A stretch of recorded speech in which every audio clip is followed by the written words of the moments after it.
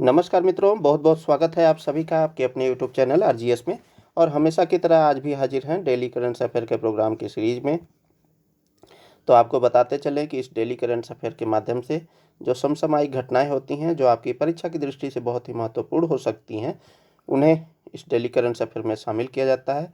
और इसमें हम विभिन्न प्रकार की वेबसाइट, विभिन्न प्रकार के सरकारी जो चैनल हैं, सरकारी वेबसाइट्स हैं, गवर्नमेंट की वेबसाइट्स हैं, पीआईबी है, द हिंदू है, उन सभी से स्रोत इकट्ठा करके आप सभी तक हाजिर होते हैं।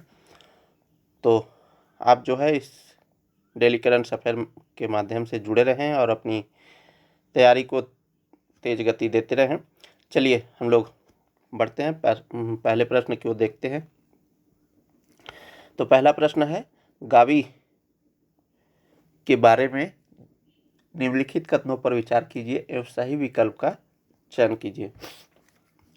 तो यह WHO के नेतृत्व में संचालित वैक्सीन सेफ्टी नेट प्रोजेक्ट का हिस्सा है, जिसका सचिवालय जिनेवा, स्विट्जरलैंड में है। दूसरा स्टेटमेंट कह रहा है, हाल ही में संयुक्त राज्य अमेरिका ने गावी द वैक्सीन अलायंस के वित्त पोषण पर रोक लगाई है। तो इस संदर्भ में क्या करना है, हमें सही विकल्प का चयन करना है। तो इस संदर्भ में दोनों विकल्प सही हैं, ठीक है। यह WHO के नेतृत्व में वैक्सीन सेफ्टी नेट प्रोजेक्ट का हिस्सा है, जिसका मुख्यालय स्विट्जरलैंड के जेनेवा में है। और दूसरा स्टेटमेंट कह रहा है कि अमेरिका ने गावी द वैक्सीन अलायंस के वित्त पोषण पर रोक लगाई है। तो ये भी स्टेटमेंट सही है। ये दोनों स्टेटमेंट सही होने के कारण ऑप्शन हमारा क्या हो जाएगा, ऑप्शन सी हमारा सही हो जाएगा। अब ये अमेरिका ने गावी द वैक्सीन अलायंस से वित्त पोषण पर रोक लगाई है, इस वजह से यह चर्चा में है। तो अमेरिका ने गावी और विश्व स्वास्थ्य संगठन पर यह आरोप लगाया है कि वे टीकों की सुरक्षा पर उठने वाले वैध सवालों और असहमति को दबा रहे हैं। इससे पहले अमेरिका लंबे समय से गावी का सबसे बड़ा समर्थक था। अमेरिका की वैश्विक गठबंधनों से स्वयं को अलग करने की बढ़ती प्रवृत्ति देखी जा रही है। तो पिछले कुछ वर्षों में अमेरिका ने कई प्रमुख वैश्विक संगठनों और संस्थानों से स्वयं को अलग कर लिया है, जैसे संयुक्त राज्य अमेरिका WHO, पेरिस जलवायु समझौते, संयुक्त राष्ट्र मानवाधिकार परिषद, संयुक्त राष्ट्र राहत और कार्य एजेंसी आदि से बाहर हो गया है। यह वैश्विक महाशक्ति होने के नाते अमेरिका के ऐसे फैसलों का अंतर्राष्ट्रीय गवर्नेंस पर व्यापक प्रभाव पड़ता है। अमेरिका के द्वारा वैश्विक गठबंधनों से स्वयं को अलग करने की बढ़ती प्रवृत्ति के प्रभाव की बात करें तो बहुपक्षवाद पर प्रभाव पड़ेगा, यानी नियम आधारित व्यवस्था का कमजोर होना।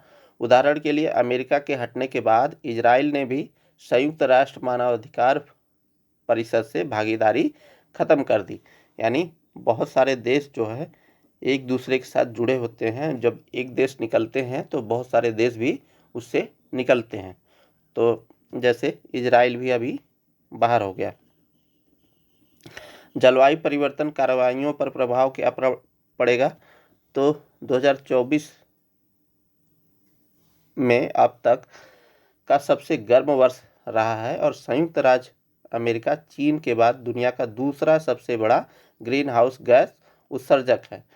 तो फर्स्ट नंबर पर ग्रीन हाउस गैस के बारे में ये रिपोर्ट आई थी, तो हमने बताया था पहले नंबर पर चीन था, दूसरे नंबर पर अमेरिका था और तीसरे नंबर पर भारत था। तो यहाँ पर चीन के बाद दुनिया का दूसरा सबसे बड़ा ग्रीन हाउस गैस उत्सर्जक है कौन, संयुक्त राज्य अमेरिका। और यह जब जलवायु परिवर्तन जैसे कार्रवाई से बाहर निकल जाएगा तो क्या होगा, ये अपने हिसाब से अमेरिका उत्सर्जित करेगा। स्वास्थ्य के लिए धन की कमी होगी, तो अमेरिका के बाहर निकलने से संसाधनों में धन की कमी हो सकती है। उदाहरण के लिए 2024 में अमेरिका ने WHO के कुल फंड का लगभग 15% वित्त पोषित किया था। अब ये जब बाहर निकल जाएगा तो इसका भी वित्त पोषण प्रभावित होगा। अन्य प्रभाव भी पड़ेंगे। तो अमेरिका के हटने से वैश्विक नेतृत्व में खालीपन पैदा होता है, जिसे चीन भर सकता है। इससे भारत की वैश्विक संगठनों में प्रभावशीलता कम हो सकती है। अब गावी के बारे में देख लें, जो जिसके कारण ये प्रश्न चर्चा में है।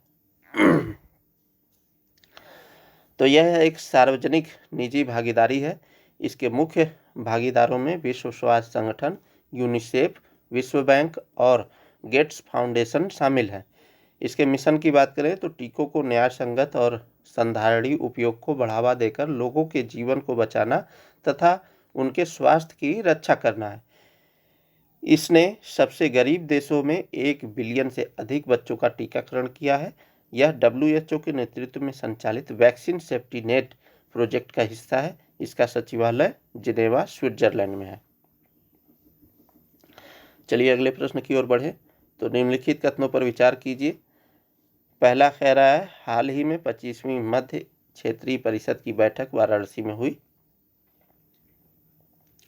दूसरा कह रहा है कि पूर्वोत्तर परिषद संशोधन अधिनियम 2002 के तहत सिक्किम राज्य को भी पूर्वोत्तर परिषद में शामिल किया गया था।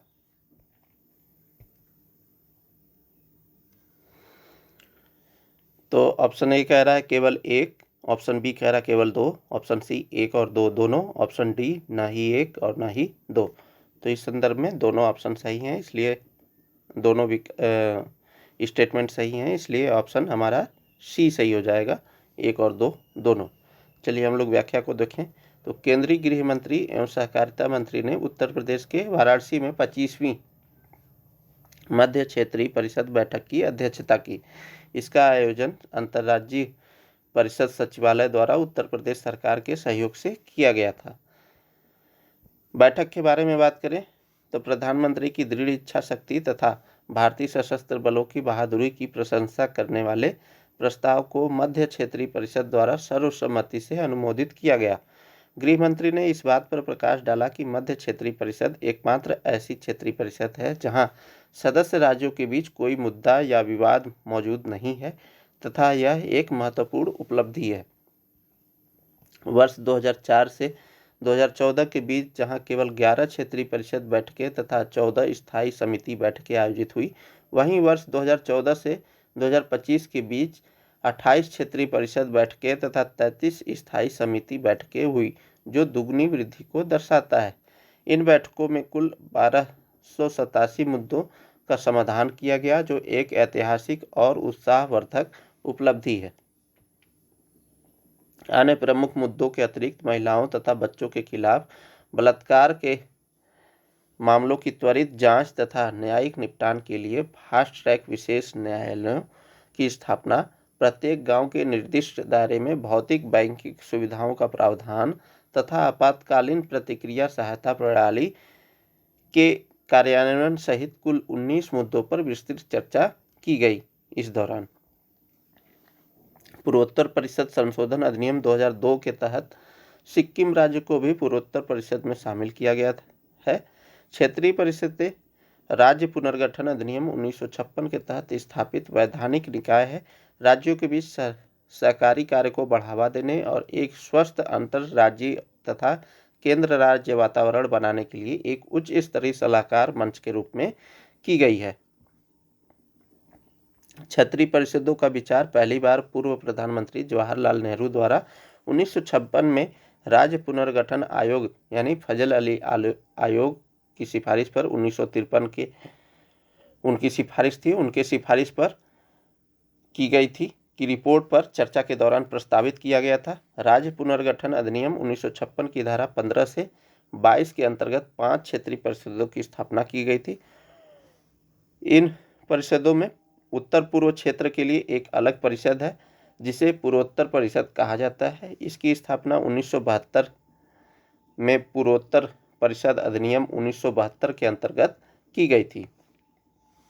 इसका उद्देश्य क्या है? तो राष्ट्रीय एकीकरण को साकार करना, तीव्र राज्यक संचेतता,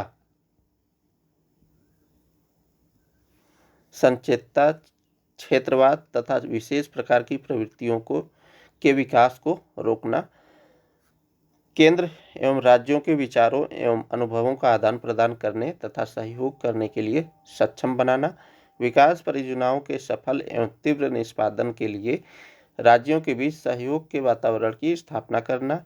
इसका कार्य क्या होता है? तो प्रत्येक क्षेत्रीय परिषद एक सलाहकार निकाय होती है और निम्नलिखित विषयों पर चर्चा एवं अनुशंसा करती है। थोड़ा आज डबल टाइपिंग हो गया मित्रों, तो आप लोग, मैं करेक्शन कर देता हूँ। चर्चा एवं अनुशंसा कर सकती है। आर्थिक और सामाजिक नियोजन के क्षेत्र में सामान्य हित का कोई भी मामला हो उसे उठाती है, जैसे सीमा विवाद, भाषाई अल्पसंख्यकों या अंतर्राज्यीय परिवहन से संबंधित कोई भी मामला। राज्य पुनर्गठन अधिनियम 1956 के तहत राज्यों के पुनर्गठन से संबंधित या उससे कोई भी मामला, इन सब मामलों पर ये चर्चा करते हैं। चलिए अगले प्रश्न की ओर बढ़ें। निम्नलिखित कथनों पर विचार कीजिए और सही विकल्प का चयन कीजिए। हाल ही में पत्तनपोत परिवहन और जलमार्ग मंत्री ने सागरमाला वित्त निगम लिमिटेड का उद्घाटन किया। दूसरा स्टेटमेंट कह रहा है, सागरमाला वित्त निगम लिमिटेड सामुद्रिक क्षेत्र में भारत की पहली गैर बैंकिंग वित्तीय कंपनी है, यानी एनबीएफसी है। तो सही विकल्प का चयन करना है, इसलिए यहाँ पर दोनों स्टेटमेंट सही हैं, इसलिए राइट आंसर हमारा क्या हो जाएगा? Option C. चलिए हम लोग व्याख्या देखें तो सागरमाला वित्त निगम लिमिटेड सामुद्रिक क्षेत्र में भारत की पहली गैर बैंकिंग वित्तीय कंपनी है। इसे पहले सागरमाला डेवलपमेंट कंपनी लिमिटेड के नाम से जाना जाता था। SMFCL यानी Sagarmala finance corporation limited mini रत्न श्रेणी 1 में सूचीबद्ध केंद्रीय सार्वजनिक क्षेत्र उपक्रम है। अब यह भारतीय रिजर्व बैंक के पास एनबीएफसी के रूप में औपचारिक रूप से पंजीकृत कंपनी बन गई है। यह पत्तन प्राधिकरणों और शिपिंग कंपनियों जैसे अलग अलग हितधारकों को उनकी ज़रूरत के अनुसार वित्तीय सहायता प्रदान करेगी। साथ ही यह कंपनी जहाज निर्माण, नवीकरणीय ऊर्जा, क्रूज पर्यटन और सामुद्रिक मामलों में शिक्षा जैसे रणनीतिक क्षेत्रों को भी समर्थन प्रदान करेगी। सामुद्रिक क्षेत्र के लिए भारत में शुरू की गई अन्य महत्वपूर्ण पहलों की बात करें तो डिजिटल सेंटर फॉर एक्सीलेंस, यह आर्टिफिशियल इंटेलिजेंस यानी AI, internet of things, blockchain जैसी नई प्रौद्योगिकियों के उपयोग के माध्यम से बंदरगाह के संचालन और शिपिंग लॉजिस्टिक के आधुनिकीकरण में व इनमें नवाचार को बढ़ावा देना इसके अंतर्गत आता है। दूसरा है सागर सेतु प्लेटफार्म। यह प्लेटफार्म प्रधानमंत्री गति शक्ति राष्ट्रीय मास्टर प्लान के अनुरूप है। यह प्लेटफार्म कई सेवा प्रदाताओं को एकीकृत करके निर्यात आयात से जुड़ी सेवाएं निर्बाध रूप से प्रदान करता है। इसके अलावा दृष्टि है तो यह दृष्टि से आशय है data driven decision support review distribution information system for hastening and tracking implementation से है। इसका उद्देश्य मैरीटाइम इंडिया विजन 2030 और अमृतकाल विजन 2047 के कार्यान्वयन में तेजी लाना है। प्रमुख बंदरगाहों पर शुल्क की अनुसूचित दर, यानी यह प्रमुख बंदरगाहों पर प्रदान की जाने वाली सेवाओं के लिए एक समान शुल्क संरचना प्रदान करती है। गेटवे टू ग्रीन भारत के बंदरगाहों का हाइड्रोजन हब में रूपांतरण, यह नीति भारतीय बंदरगाहों को ग्रीन हाइड्रोजन के उत्पादन, भंडारण और निर्यात के लिए केंद्र बनाने हेतु रूपरेखा प्रदान करती है। अब हम लोग मैरीटाइम इंडिया विजन 2030 के बारे में बात करें तो यह भारत के सामुद्रिक क्षेत्र के समग्र विकास के लिए एक व्यापक रूपरेखा प्रदान करता है। सामुद्रिक क्षेत्र में पत्तन पोत परिवहन और जलमार्ग शामिल है। इसका उद्देश्य भारत को सामुद्रिक क्षेत्र में विश्व का अग्रणी देश बनाना है, मैरीटाइम इंडिया विजन 2030 के अंतर्गत। अमृतकाल विजन 2047 की बात करें तो यह मैरीटाइम इंडिया विजन 2030 पर आधारित है। इसका उद्देश्य भारत में विश्व स्तरीय बंदरगाहों का विकास करना तथा अंतर्देशीय जल परिवहन, तटीय शिपिंग और संधारणी सामुद्रिक क्षेत्र को बढ़ावा देना है। चलिए अगले प्रश्न की ओर बढ़ें। तो निम्नलिखित कथनों पर विचार कीजिए। चर्चा में रही द इमरजेंसी डायरीज में अमित शाह की यात्रा का वर्णन किया गया है। इसे ब्लू क्राफ्ट डिजिटल फाउंडेशन द्वारा प्रकाशित किया गया है। उपर्युक्त में से कौन सा से कथन सही है या है? तो ऑप्शन ए केवल एक, ऑप्शन बी केवल दो, ऑप्शन सी एक और दो दोनों, ऑप्शन डी न तो एक न ही दो। तो इस संदर्भ में दोनों स्टेटमेंट सही हैं। चलिए हम लोग व्याख्या को देखें। तो प्रधानमंत्री नरेंद्र मोदी ने कहा कि उन्हें खुशी है कि आपातकाल विरोधी आंदोलन के दौरान उनके अनुभवों को the emergency diaries years that forge a leader नामक नई पुस्तक में संकलित किया गया है, जिसका विमोचन आपातकाल लागू होने की 50वीं वर्षगांठ पर केंद्रीय गृह मंत्री अमित शाह करेंगे। यहाँ पर अच्छा अमित शाह की यात्रा का वर्णन किया गया है, तो ये स्टेटमेंट गलत है मित्रों। ठीक है, इस मोदी जी पर आधारित है। ठीक है, केवल दो ऑप्शन सही हो जाएगा, यानी ऑप्शन बी, विमोचन अमित शाह जी करेंगे। ठीक है, ब्लू क्राफ्ट डिजिटल फाउंडेशन द्वारा प्रकाशित यह पुस्तक भारत के सबसे अशांत राजनीतिक काल के दौरान एक युवा राष्ट्रीय स्वयंसेवक संघ आरएसएस प्रचारक के रूप में नरेंद्र मोदी की यात्रा का वर्णन करती है। इसमें इस बात पर प्रकाश डाला गया है कि किस प्रकार उन्होंने पुलिस को चकमा दिया, भूमिगत होकर काम किया तथा 1975 से 1977 तक प्रधानमंत्री इंदिरा गांधी के शासनकाल के दौरान नागरिक स्वतंत्रता और लोकतांत्रिक संस्थाओं पर किए गए कूट दमन के विरुद्ध गुप्त प्रतिरोध में भाग लिया। एक्स को संबोधित करते हुए पीएम मोदी ने लिखा है, मतलब एक्स पर लिखा, ट्विटर जिसे हम लोग जानते हैं, जब आपातकाल लगाया गया था तब मैं एक युवा आरएसएस प्रचारक था। आपातकाल विरोधी आंदोलन मेरे लिए सीखने का अनुभव था। इसने हमारे लोकतांत्रिक ढांचे को संरक्षित करने की महत्ता को फिर से पुष्ट किया। साथ ही मुझे राजनीतिक स्पेक्ट्रम के सभी लोगों से बहुत कुछ सीखने को मिला। उन्होंने कहा कि मुझे खुशी है कि ब्लू क्राफ्ट डिजिटल फाउंडेशन ने उन अनुभवों को एक पुस्तक के रूप में संकलित किया है, जिसका प्रस्तावना श्री एच.डी. देवेगौड़ा जी ने लिखी है, जो स्वयं आपातकाल विरोधी आंदोलन के अग्रणी नेता थे। पीएम मोदी जी ने कहा, द इमरजेंसी राइजिंग आपातकाल के वर्षों के दौरान मेरी यात्रा का वृत्तांत है। इसने उस समय की कई यादें ताज़ा कर दी हैं। आपातकाल के बारे में अब हम लोग देख लेते हैं। आपातकाल 1975 में जब लगा था, तो उसके परिचय की बात करें तो 25 जून 2075 की रात भारतीय लोकतंत्र के इतिहास में एक काला अध्याय बन गई।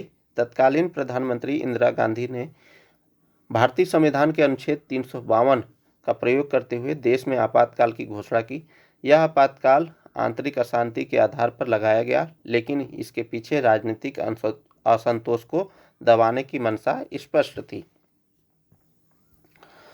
ऐतिहासिक पृष्ठभूमि की बात करें तो इलाहाबाद का उच्च न्यायालय का फैसला जो है बहुत ही महत्वपूर्ण था इस संदर्भ में। तो 12 जून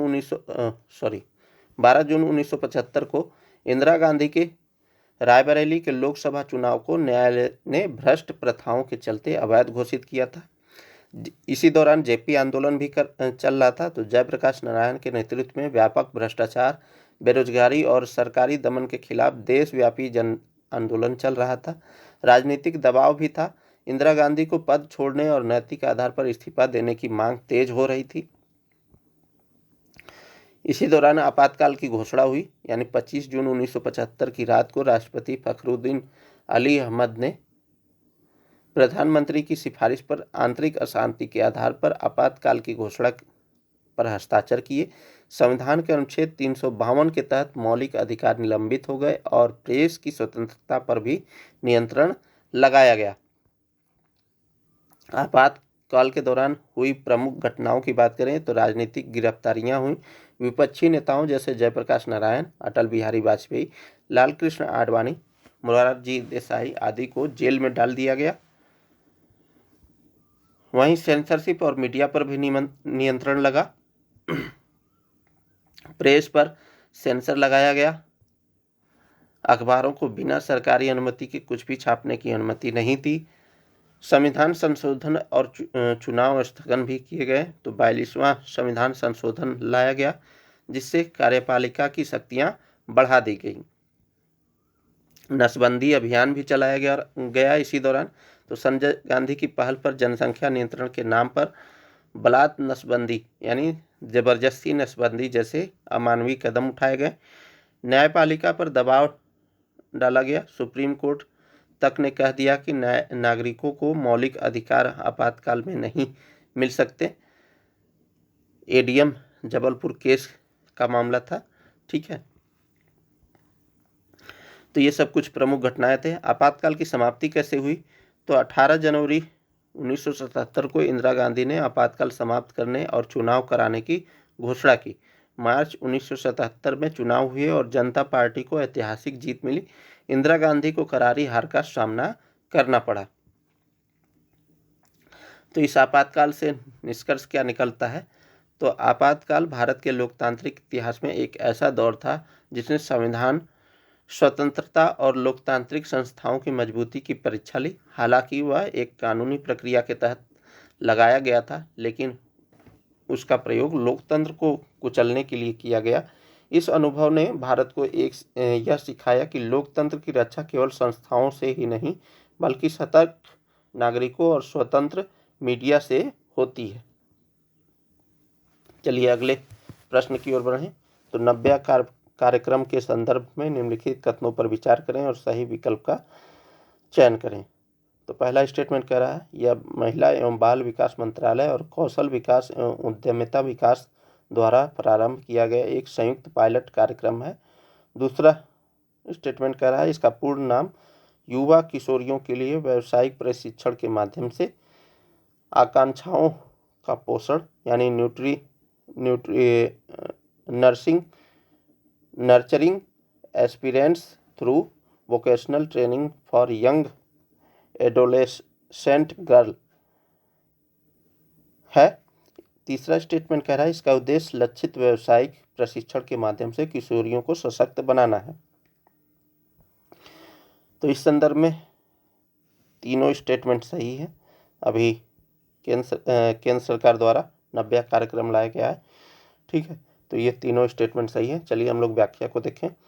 तो 24 जून 2025 को विकसित भारत 2047 विजन के तहत महिलाओं के नेतृत्व वाले विकास को आगे बढ़ाने की दिशा में केंद्र सरकार ने उत्तर प्रदेश के सोनभद्र से 90 कार्यक्रम का शुभारंभ किया है।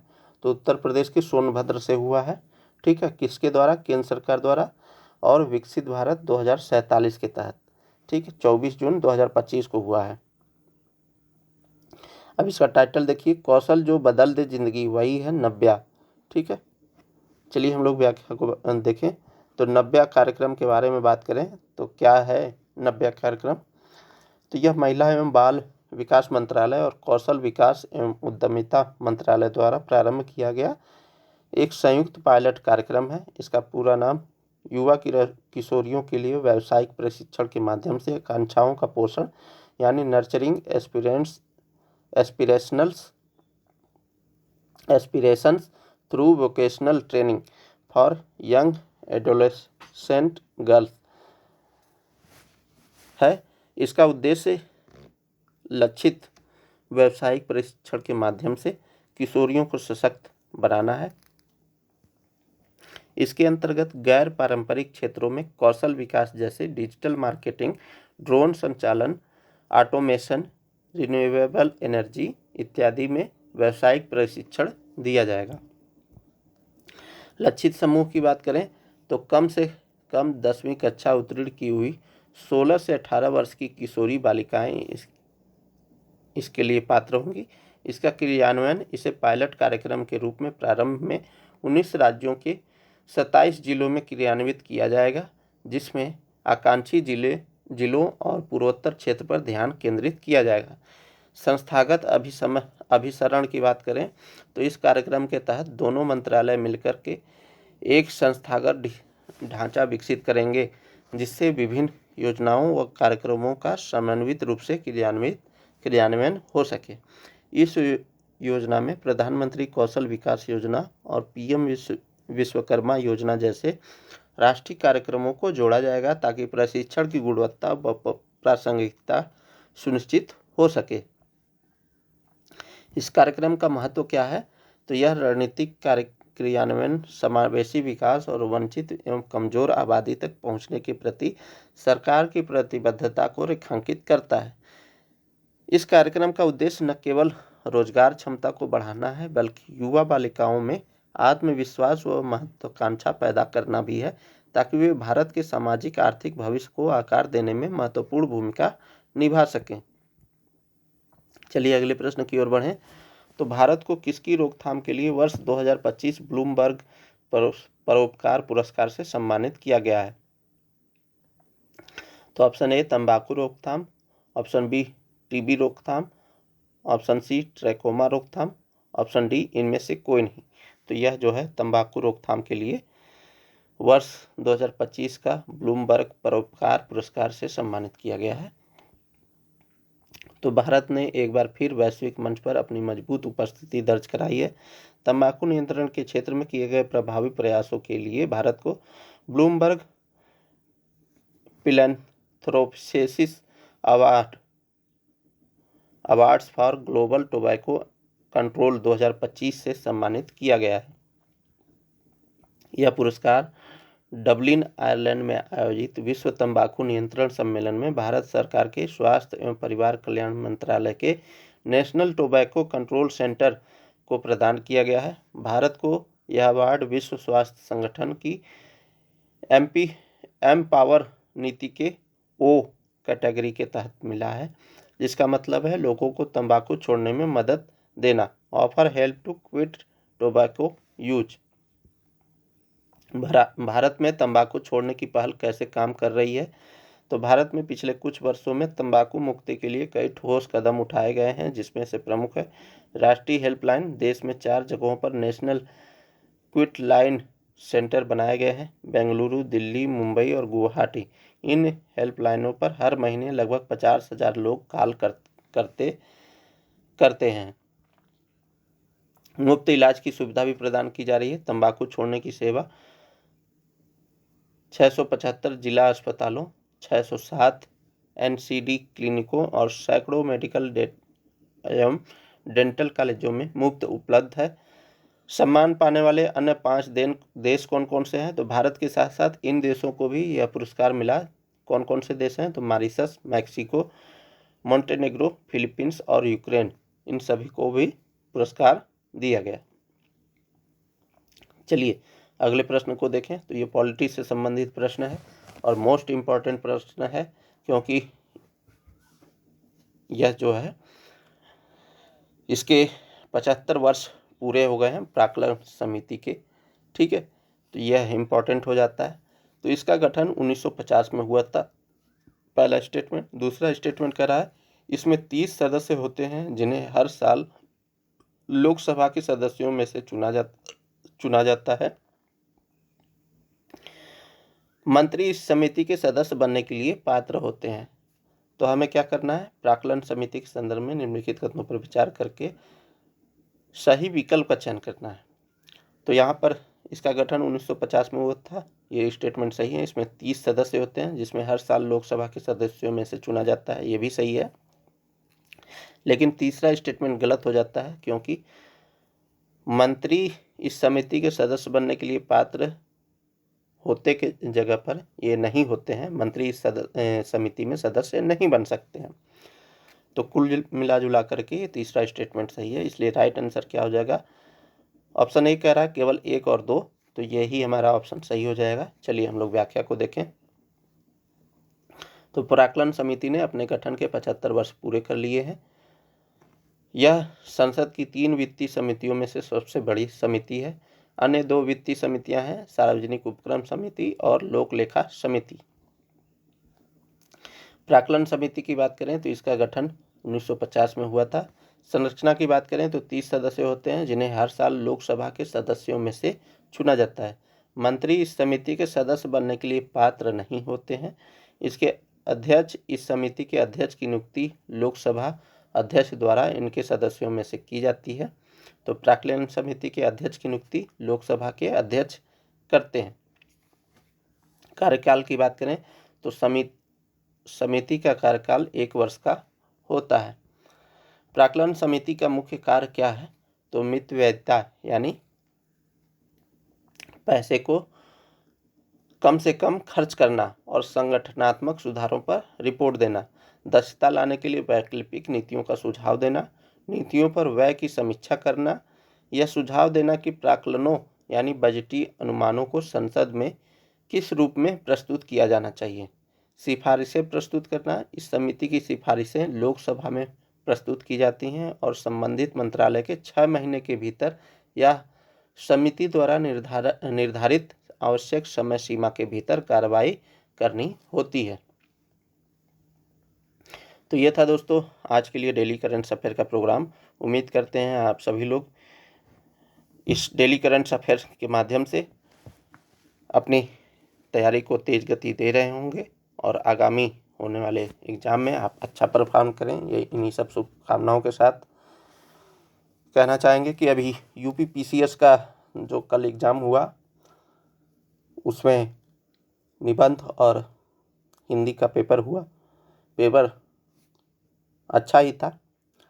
जो कंटिन्यूटी के साथ बच्चे लगे रहेंगे वो बच्चे अच्छा परफॉर्म करेंगे। तो हम इस डेली करंट अफेयर के माध्यम से आप सभी के उज्जवल भविष्य की कामना करते हैं और आगामी जो भी परीक्षाएं आने वाली हैं या यूपी पीसीएस 2025 का मुख्य परीक्षा जो चल रहा है उसमें आप बेहतर परफॉर्म कर सकें। इन्हीं सब बातों के साथ मैं विदा लेना चाहूँगा और इतना ही कहना चाहूँगा कि इस डेली करंट अफेयर के माध्यम से आप जुड़े रहें, आप अपनी तैयारी को गति देते रहें। मिलते हैं किसी नेक्स्ट वीडियो में, तब तक के लिए बहुत बहुत धन्यवाद, बहुत बहुत शुक्रिया। जय हिंद दोस्तों।